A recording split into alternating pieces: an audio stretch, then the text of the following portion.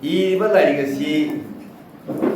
이 망종을 바자라가 아이기 포라딩 것을 라리치다 송탐만이 아두나 이 라리치기 말한다 강이 하나기 라리치기 말한다 강이 아두마고 ngasi larik sida jawri ba wari myam sigi manungda aida pamjaba wari amatang hai taragadi ngasai gi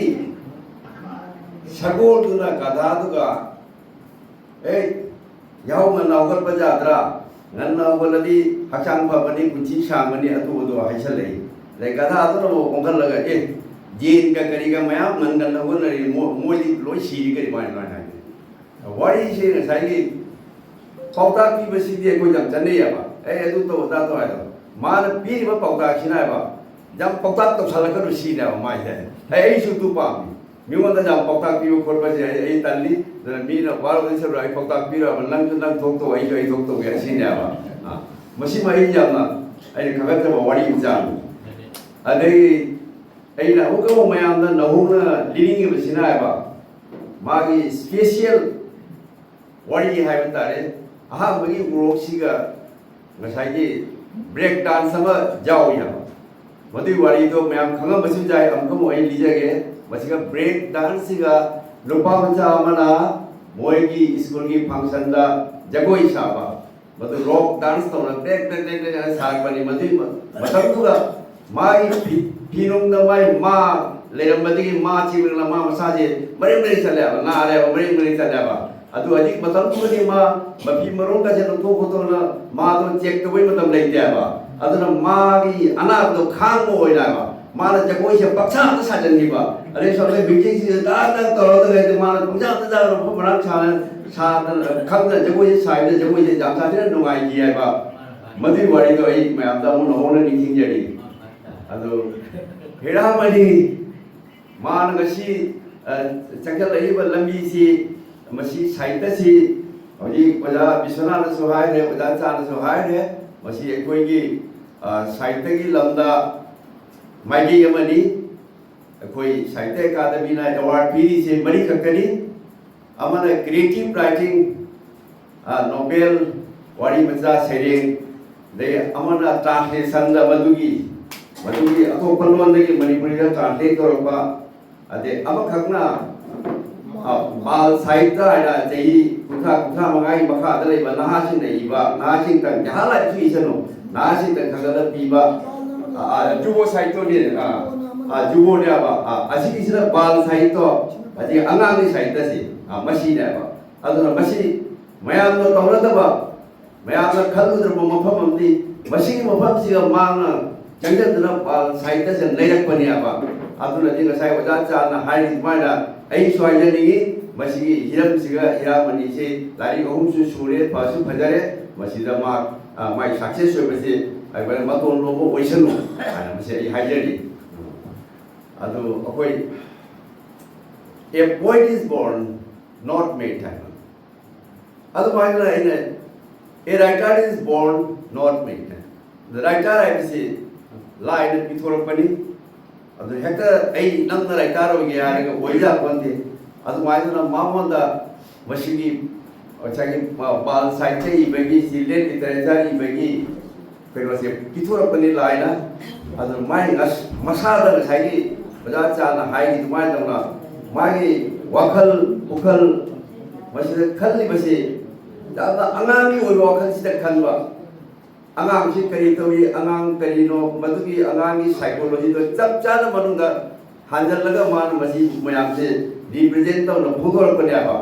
madu aina angangi do ta yam khalu da ba aina de ai ibanga moya ko aduna magi wakal ukal se ja ka dina ehen mani masumana kuna mana ibanga moy aduna magi bathroom se chang mo ta jo angangi atu mo por mo se uri ya ba aduna iramani se 사실나 안강은 시바장 사실은 토는 더고 여기 뭐 분야이 이제 뭐 타겟들이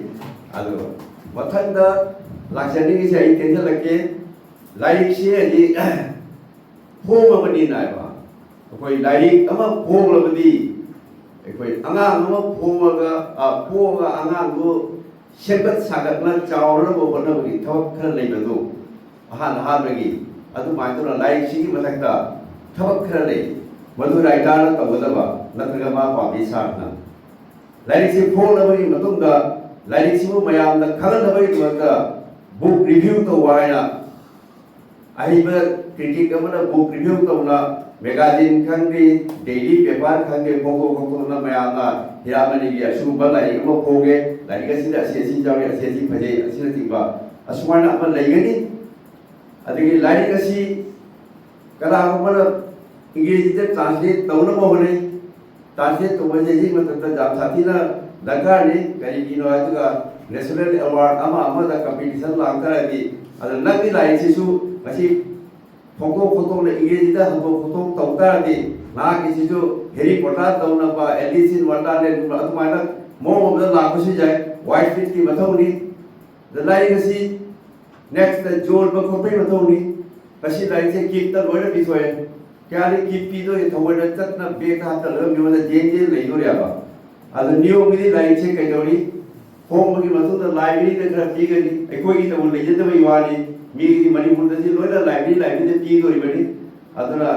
line से अब तुम्हारे तो library से P बा असी थोड़ी की essential में थोड़ा नहीं मैं आना पाना बा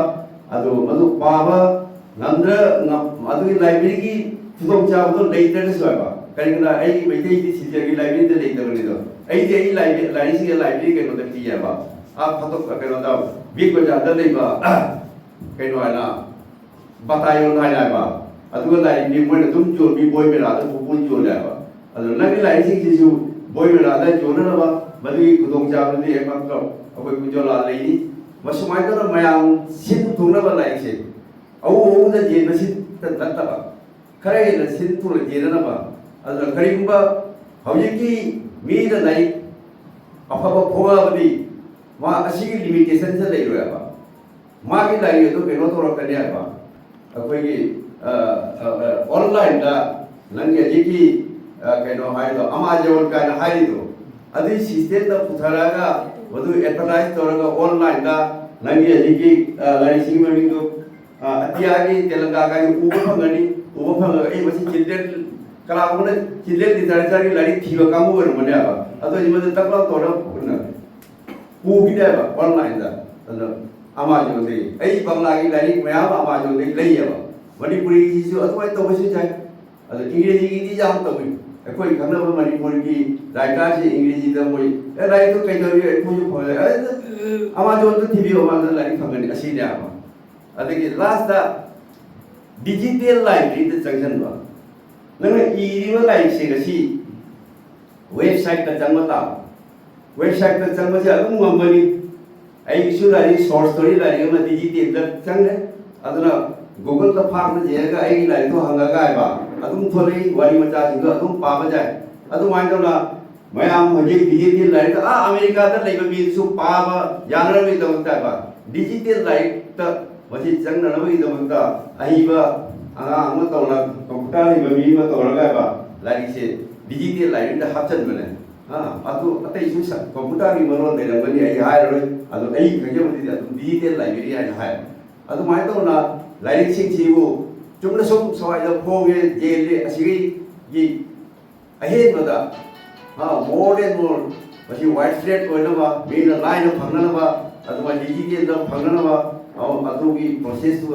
लाकतबनी अदुगी थवक में आंदो लेबा हाय थवक से आइना चिन्ना हाय तनी थवक मन तोरबदि जाम लुब्रबनी अदुई अहे बदा साहित्य अकादमी द खंगदे नेशनल बुक ट्रस्ट द खंगदे